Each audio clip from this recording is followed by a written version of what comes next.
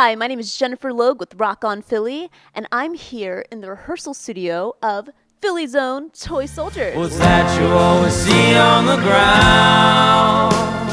Honey, why don't you hang around? Oh, maybe you find something to love, but you won't.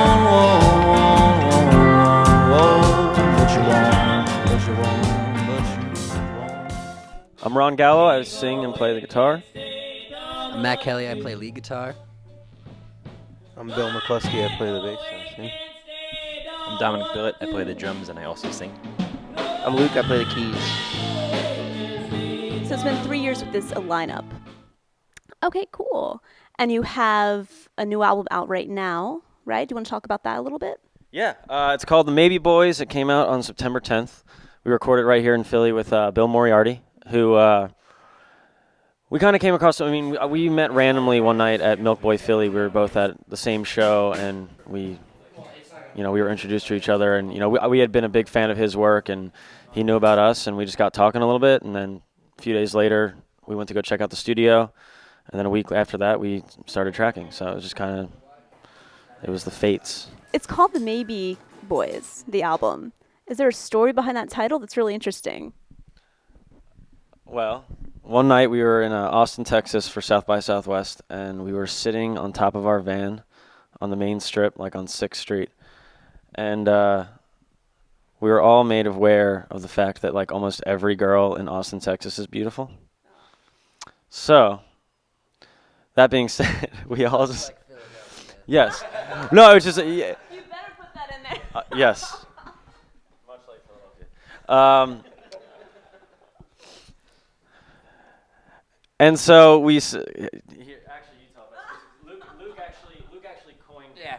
All right, so we were being creeps on top of the van, and everyone was like playing yes or no, and it turned out that it was an astounding 90% of every single person that walked by was very attractive. So we were like yes, and I just said, and we're just a bunch of maybe boys just hanging out, and it just kind of reflected our entire music career and everything we've done. She's like, well, just maybe it'll work out, but we'll see. And it just so happened that a song on the album is called Maybe as well too, but that was not on purpose. Okay. Totally unrelated to the title of the album. So, awesome. So, who would you say are your musical inspirations? Oh, man. These are all the hard questions. Well, it spans over a pretty wide range. I mean, going back to, the 20s and the 30s, Delta Blues, Robert Johnson, like all the early Delta guys, and then moving ahead into early rock and roll, Sun Records and, Ray Charles and Old Soul, Otis Redding, all the way up until the modern day. I mean, I think we're, all kind of come from a very diverse background. I mean, does everybody kind of want to just talk about? Yeah, the Ramones and the Clash, and before that, like Link Ray, and like Ron said, Sun Records for sure, Elvis and Charlie Feathers. Bill? Yeah, and like all the great rock and roll bands of the 70s and all their influences, like even before that, like Ron said at one point, like just tracing back everybody who inspired the Beatles and like who inspired them and that sort of thing. And also just like the Great American Songbook, great crooners of our time, Frank Sinatra, not of our time, and Dean. Yeah, everything that's been said I agree with.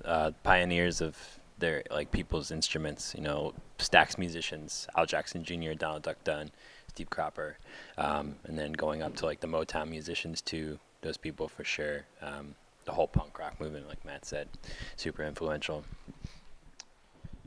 No stone was left unturned. I'm satisfied with their 4 answers. I'm going to go with them. There's so much more music I want to listen to now. So, okay, we're going to bring it to Philly a little bit. It's kind of off topic of music, but what are some of your favorite places in the city of brotherly love? Well, we really like Johnny Brenda's as a place to play. I mean, we just had our record release show there last week. The Republican is always a pretty solid mistake to make once a year. It's usually the saddest that one can be is when they're at the Republican at 4 a.m. on a Tuesday night / Wednesday morning. Or Bill fell asleep there last time we were there. Bob and Barbara's is probably my favorite bar in Philadelphia. Friday and Saturdays, the Crowd Pleasers play. They've been playing there for 30 plus years. And band members kind of like, they're so old, band members actually pass away and they fill them in with a new guy and they continue on. It's like a generational band.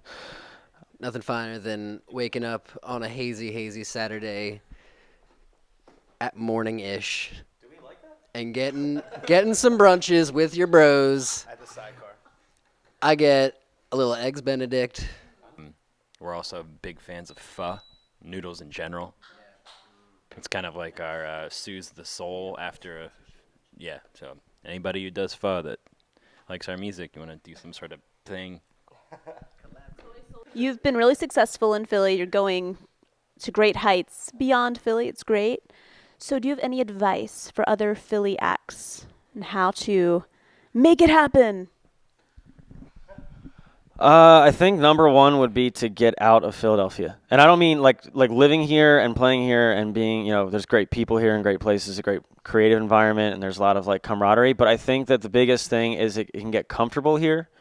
And you can play a lot in Philly. You can play a lot of gigs. I think it's most important for a band to kind of break that comfort and expand into other regions. And I think that's where we've kind of found our most, that was probably one of the best moves that we made, is just starting to like go to New York and then going up to New England and going down south and just getting out of town for a little bit, because then you kind of come back and it's like it's fresh and you're not playing here all the time and it keeps it exciting, so you can kind of continue to build. Yeah, I mean every city in the country is just like any other. I mean, it all takes the same tender, loving care to build it up and build an audience there. So, you got to get out there. You really just have to hit the road, and you have to pay those dues and hop in a van and find people that can go with you and be realistic about it, but just make it happen. Got to do it. So. That is it. I'm Jennifer Logue with Rock On Philly, and rock on.